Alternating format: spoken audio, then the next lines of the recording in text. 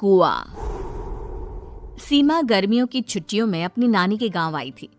सीमा नानी के घर पहुंचने के बाद अपनी नानी के पैर छूती है और उनसे आशीर्वाद लेती है। तभी उसकी नानी उससे कहती है, इतनी बड़ी हो गई मेरी सीमा, चल जल्दी से हाथ मुंह धो ले, मैं तेरे लिए खाना लगा देती हूँ। भूख लगी होगी ना? हाँ नानी, भूख तो लग रही है मुझे, आपके हाथ के बने हुए पीले दाल और चावल खाने की। कितना टाइम हो गया है मुझे आपके हाथ का बना हुआ दाल चावल खाए हुए। तू तो नौकरी में व्यस्त थी, तो तुझे कहाँ से टाइम मिलेगा अपनी नानी के लिए? और जब इतने टाइम बाद आई है तो ज्यादा टाइम के लिए रुक कर जाएगी तू। हाँ नानी, इस बार पूरे 2 महीने के लिए आई हूँ। सीमा की नानी अंदर जाकर उसके लिए खाना बनाने लगती है। सीमा कमरे में अकेली होती है, तभी उसे किसी औरत के रोने की आवाज सुनाई देती है।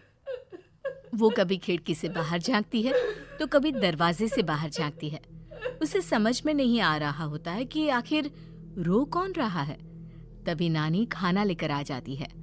वो अपनी नानी से कहती है, नानी, कोई औरत रो रही है क्या?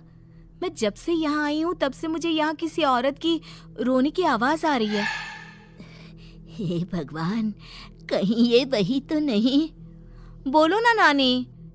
अरे कोई नहीं रो रहा, ये तेरे मन का वहम है।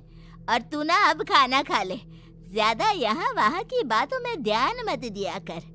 जल्दी से खाना खा और फिर मेरे साथ आ जा मेरे कमरे में, दोनों बैठकर खूब सारी बातें करेंगे।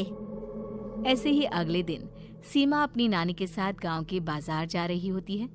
उसी रास्ते में फिर से किसी औरत के रोने की आवाज आती है।